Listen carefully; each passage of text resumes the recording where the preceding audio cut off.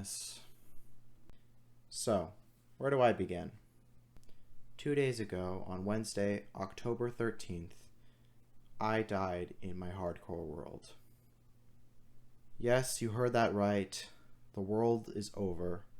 Hardcore has come to a close, and man, what a ride and what a way to go out. For those that haven't seen the clip, I'm just going to show you a brief section of it right now because it's a bit brutal, and yeah, I really just lost it for a sec. I didn't know what was going on, and then fortunately it just left, just went. I don't know. But we're going to try though.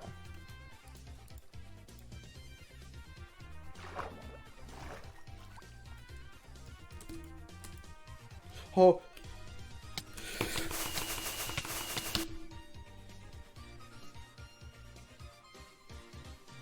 Do I have to accept it?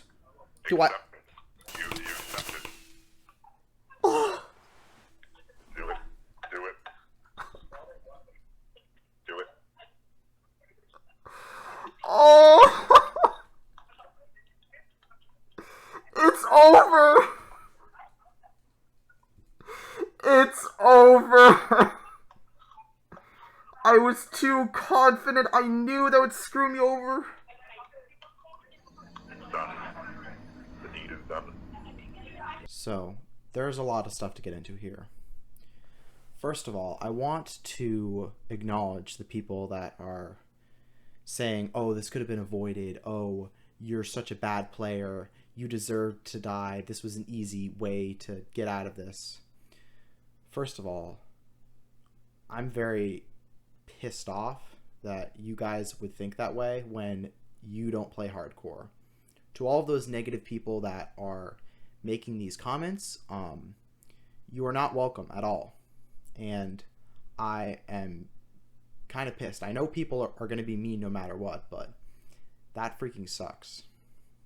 And to talk about the way that it was very preventable, I agree, but I like to lead you guys to kind of what happened and what led up to that.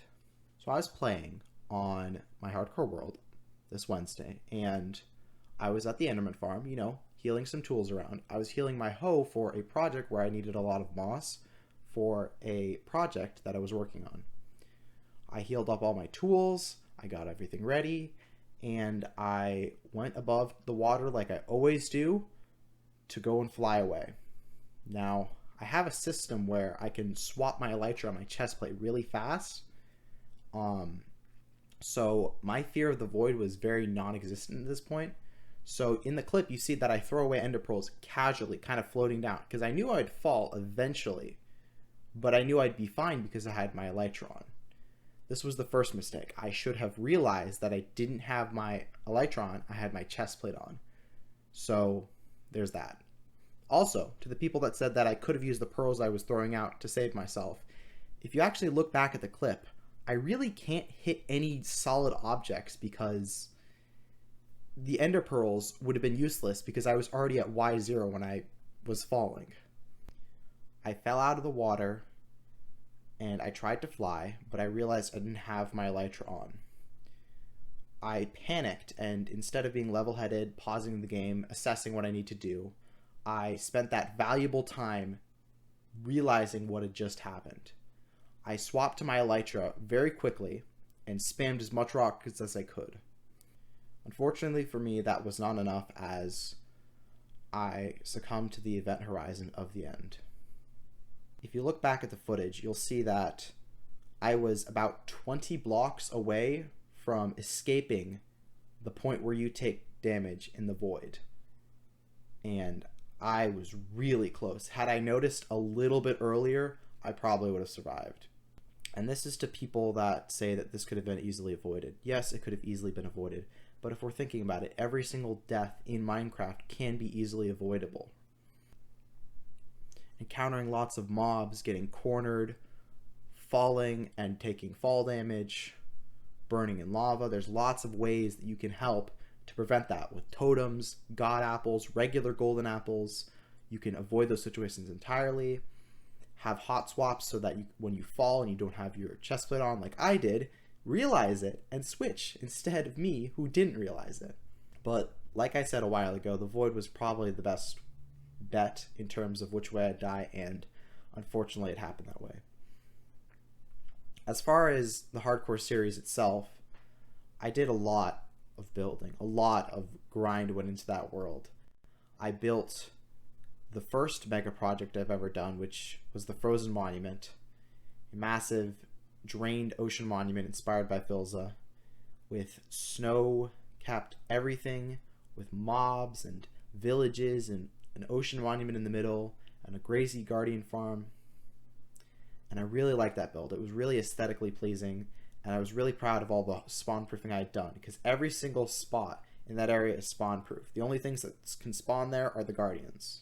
The Frozen Monument really was the start of the hardcore world, as when it was finished, we finally had some stuff to show off. After that, we mined a bunch of netherite and then started making the nether hub, and that was a fun project. It was kind of an in-betweens project, but it really ended up looking nice in the end, in which that turned into the mini end room I made, and the plans I had for the end in general were really off the hook, so that kind of sucks.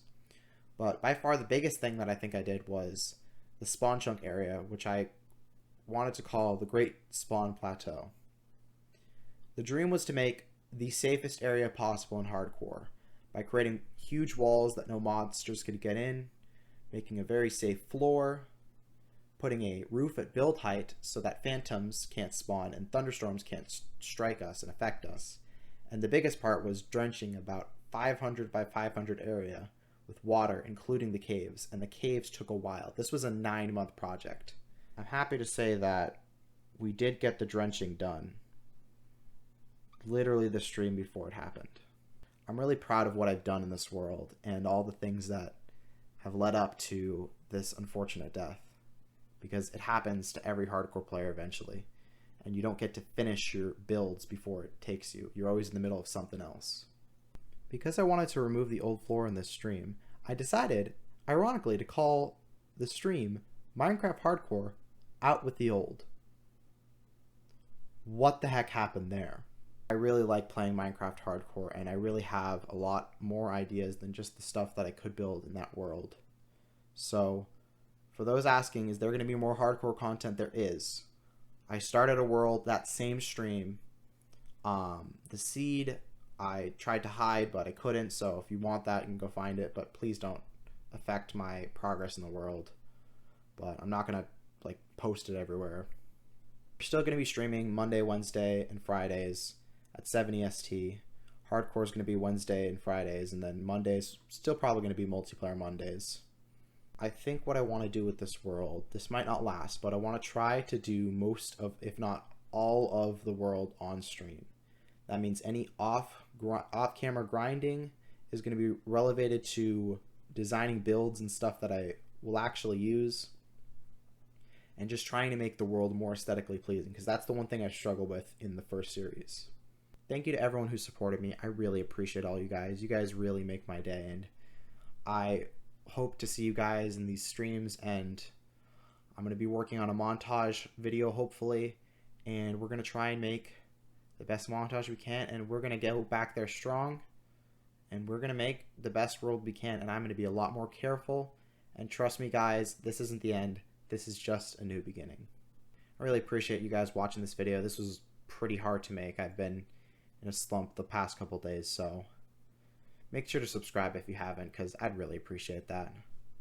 There's not much else to say other than thank you, and we'll see you guys for the start of the second hardcore world, and I hope you all have a great day.